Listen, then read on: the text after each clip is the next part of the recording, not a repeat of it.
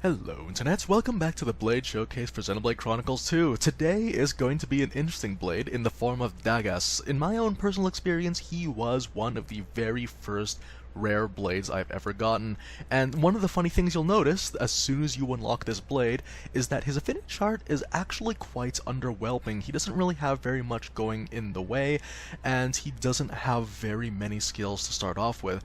That's because when you get to his maxed out affinity chart for the Cavalier Attitude, you're going to unlock a quest that lets you unlock his true affinity chart. That's going to make him a substantially better blade, and being a Great Axe type blade, he's also very potent due to the fact that he has a critical reset for his recharges. So the first thing you'll want to look at for Dagas is the fact that his affinity chart is going to be completely overhauled when you finish the quest, so I would only recommend actually putting any time or effort into him when you reach level 5, at least level 5 in the main storyline. So, the first thing you'll want to look at is his passive skills. Kaiser Zone is a very nice skill because if you're putting Dagas on Zeke, it's quite helpful because it increases the damage and AoE of your attacks by 120% at max affinity.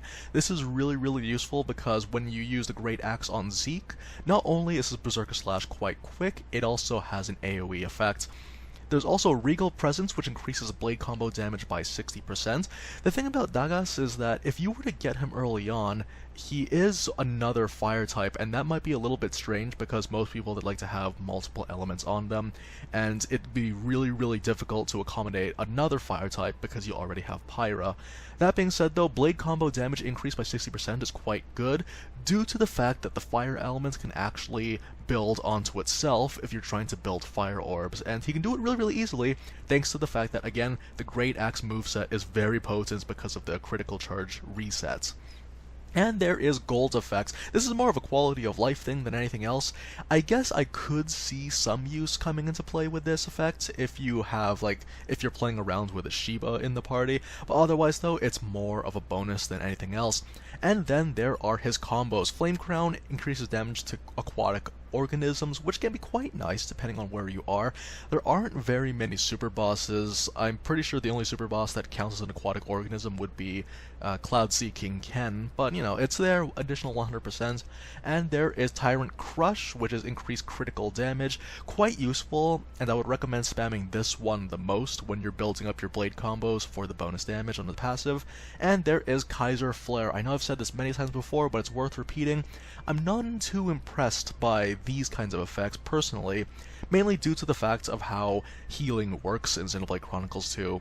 In this game, healing can happen very frequently, so it's very difficult to reach the threshold for getting the 150% damage. That being said though, it could happen, and 150% damage is quite good anyway, so just be sure to keep that in mind if ever you reach that point.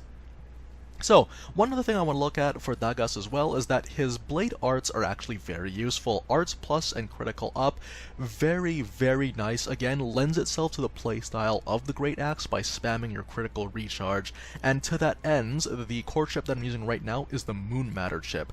Axe of Banishing increases the critical rate, boosts it to 48%. So, here are the aux cores. I have critical up 5 because I want to have more of the 20% critical rates. As well, there's going to be blade combo boost 6. This increases blade combo damage by a further 36%. And finally, arts heal. We're going to be spamming arts often, and this will work in tandem with the avant-garde medal, which we will be using for today's demonstration. So currently I have him on Zeke, and I have 2 common blades.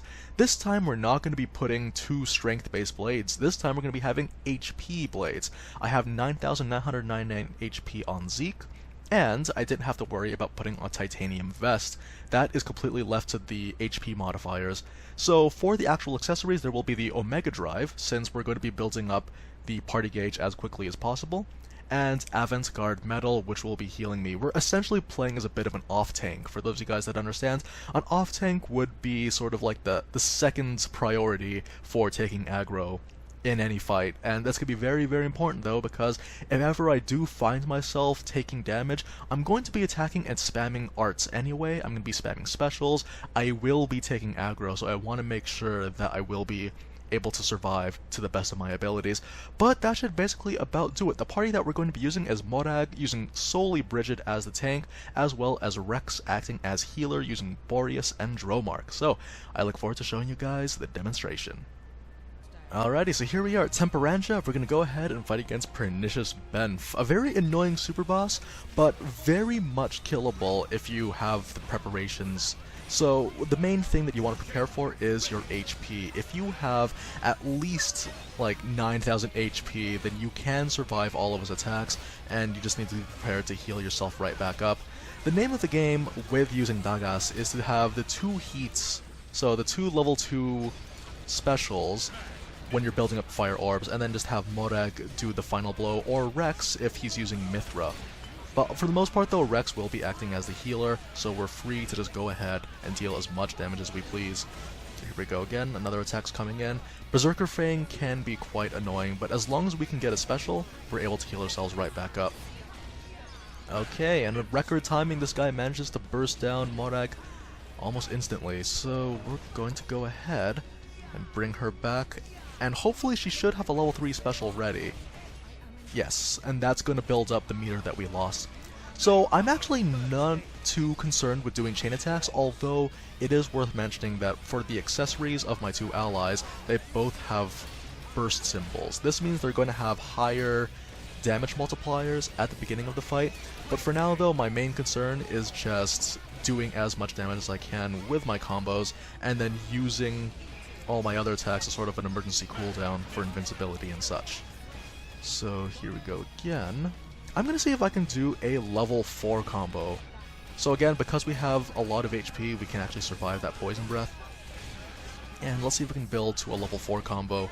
My only real complaint about Dagas is the fact that his level 4 combo isn't as impressive for building up meter in comparison to, say, Zenobia. That being said though, you still can make pretty good use of it. Okay, so we're just going to wait for that level 4 combo to hit. And, here we go. Oh, I think I did it too early. Oh, that's okay, we'll still get quite a bit of damage. I was a little bit early, but we're just going to have Bridget finish it off. Also, I should have waited. I interrupted his attack midway through. Okay, so there we go again. We've actually chunked his health pretty nicely within the first, like, 2 minutes of the fight. And we also got a pretty substantial critical buff. That's going to be very helpful for ensuring that we're constantly recharging our Berserker Slashes. So here we go again, level 2 combo, right into the next one. And we're doing this twice. Oh, Beast Crash, nope, don't want to deal with that one. We are going to cancel that out into a chain attack.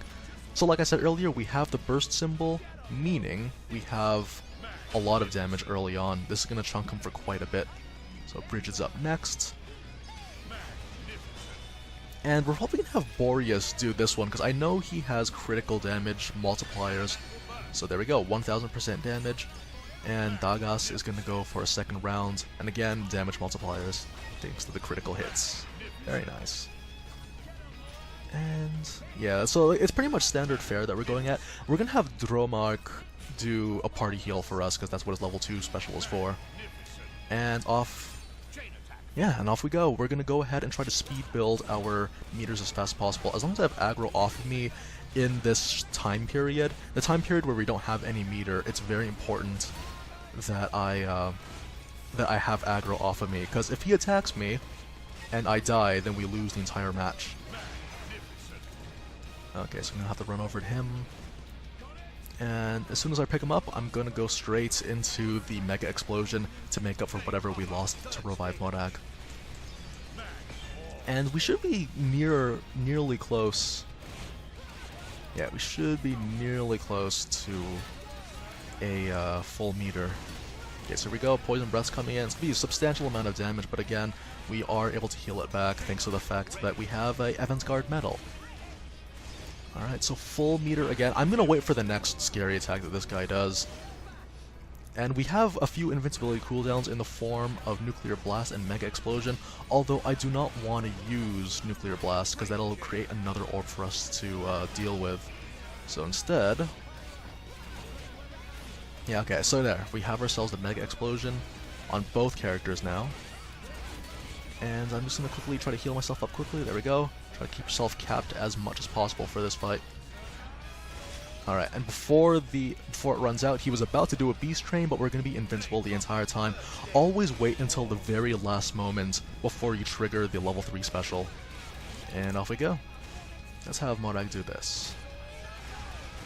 Alright, so yeah, that's pretty much like the mini in the game when it comes to using fire types as well, is that you're constantly in a good position to do your combos, and it's fairly easy to do as well. So that's kind of the strength of Dagas, is that despite the fact that he is just another fire type, he can still use it very well just by virtue of being an axe or a great axe.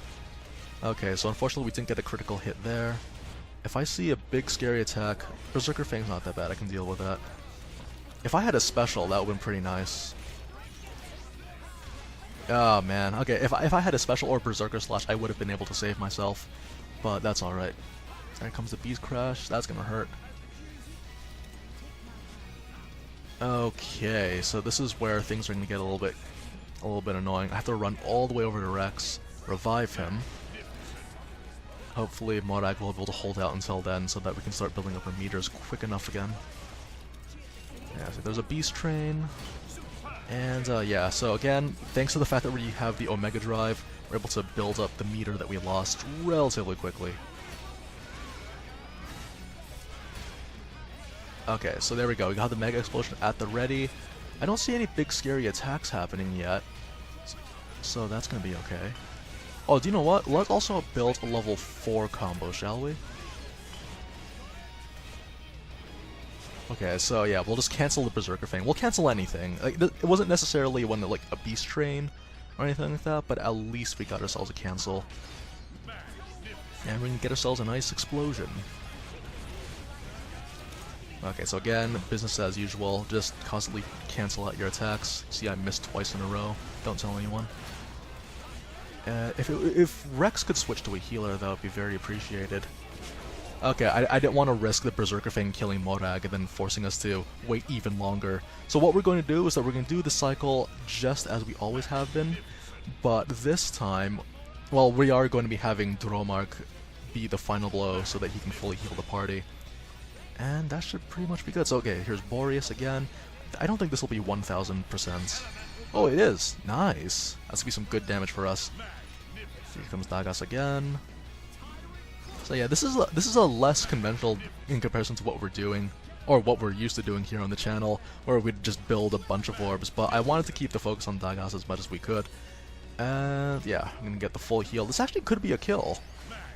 No, not quite.